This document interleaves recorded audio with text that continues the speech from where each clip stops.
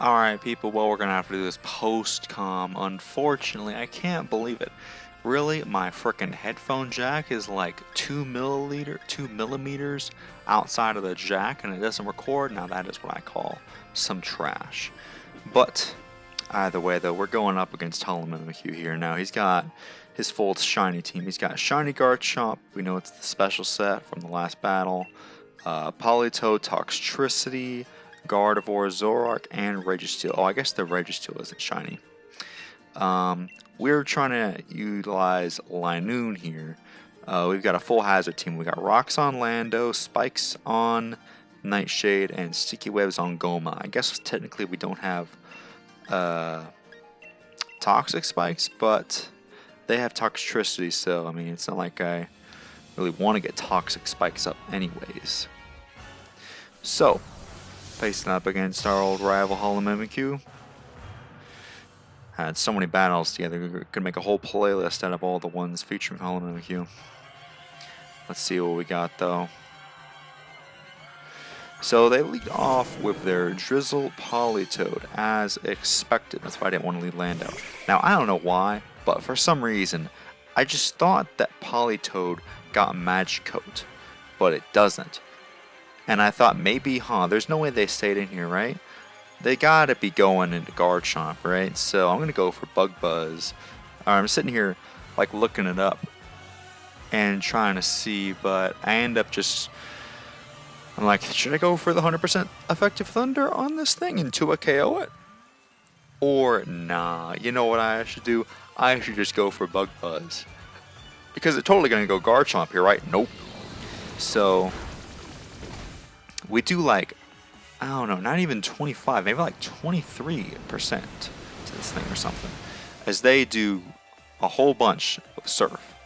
So in response to that, I'm going to go ahead and just get up webs for their Scarf Gardevoir, because it's always Scarf Gardevoir. Yep. And in response, they go for another Surf. And I'm like, cool, that is totally fine, friend. Totally cool. So, what's it called? A Sticky Web is up, which is perfectly fine. So here, I'm pretty sure I just go out into my Atlas, or no, I go out into Nightshade, that's right. Because here, I'm looking at their HP stat, and I'm thinking, man, if Leaf Storm doesn't kill this thing, then Roserade, you failed me as a Pokemon. I mean, I could understand not killing from full if it was like full-on HP and Spadef, but from this range, Leaf Storm should definitely kill. And thankfully we hit, so we don't get hit by an Ice Beam or anything like that, and we are able to take out the Politoed. Very nice indeed.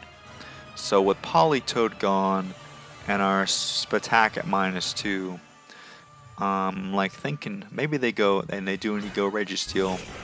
So I know that they're just going to get rocks up, which are not a concern to me. You know what I'm going to do? I'm going to Spike Stack, because 1, I see no hazard removal. 2, I see no flying types, no levitators, no nothing. No magic bouncers or anything of that sort. So I'm just going to Spike Stack. And they can't Toxic me. They can't Body Press me. All they can do is Heavy. What I'm assuming is they're going to go over Heavy Slam here. And after I set up this second layer of spikes, they will do that. And the Heavy Slam is going to be a 2-hit KO. But that's perfect, because I'm going to be able to get my third layer of spikes up.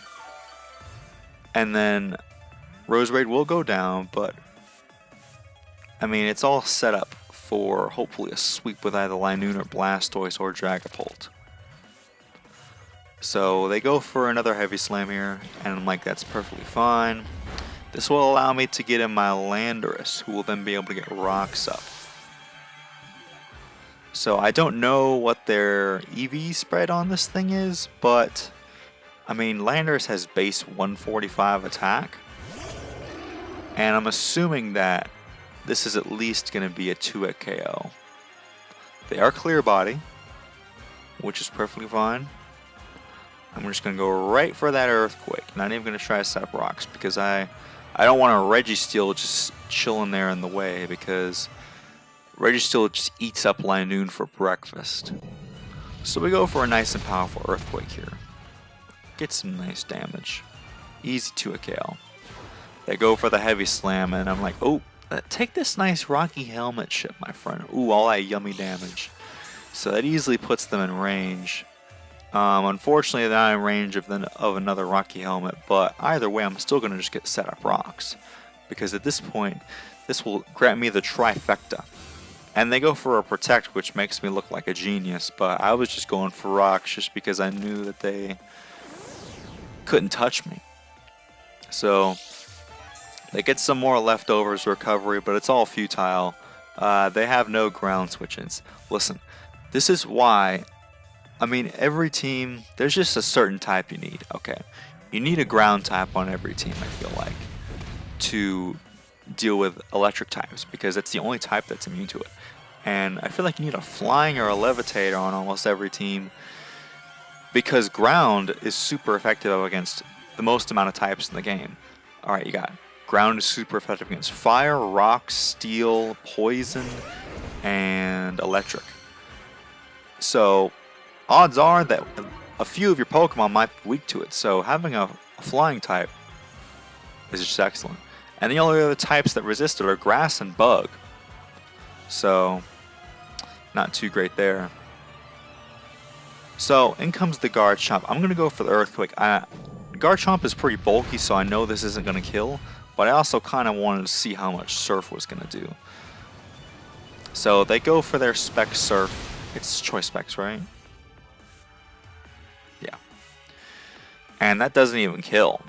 Because unfortunately, it's not Stab, and it's only 90 base power, and Garchomp only has 80 base attack.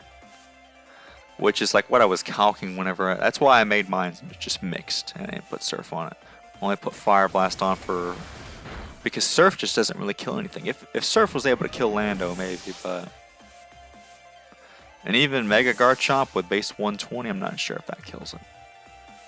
So we're going to get out of here and go into our nice and powerful Linoone. Yeah, I think he was better off just going for Draco Meteor. So, Linoone at this point, unfortunately, I don't really have a chance. I was kind of hoping that they Draco Meteor, and that way I could get this in and set up. But at this point, maybe that's why they didn't Draco, because they didn't want Linoone to get set up. I kind of just have to hope that Extreme Speed kills this thing from there, because that's the best move I can go for right now. I can't Belly Drum up because I'm going to die here either way. So we just go for the Extreme Speed, see what damage we can get off.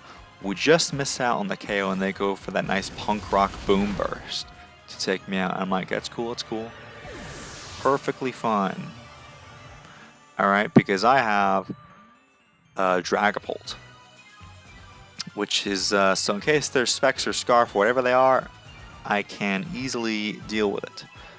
Wait, why would I go out in Aquamaster? No. Well, let's go out, maybe because I figured I'd be faster in case there's Sticky Web, but I was like, best just to get this thing out. So, I think I go for just Shadow Ball here, right? Because all that they have left is Zoroark and Gardevoir after this. Now, obviously, the Zoroark is going to come out, but it's going to take Spikes, 3 layers of Spikes, that is, Sticky Web, and Stealth Rocks. The Sticky Web doesn't really matter too much, though. But it at least guarantees that my Dragapult will be faster than their Gardevoir. So they take all that damage, and from what I calced, this is not going to kill. So I was like, alright, gotta get out of here. I can just sack off Atlas, because Atlas does not do anything at this point, being so low. So what's the point of keeping it around? I can easily just sack it off. And then get in Dragapult once again.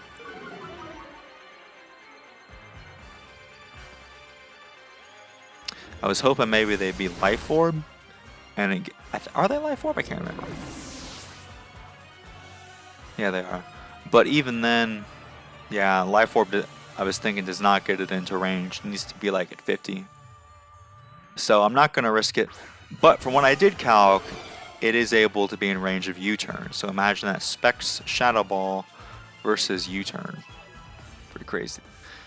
Well, one's super effective, one's not very effective, so it just goes to show you.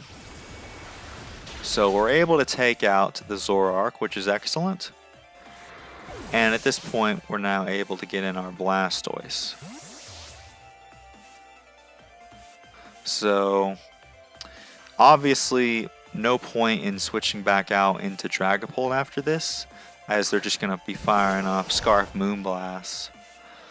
So, I thought, you know, let's end it off with our boy Blastoise getting a nice and powerful Shell Smash off. I figure, you know.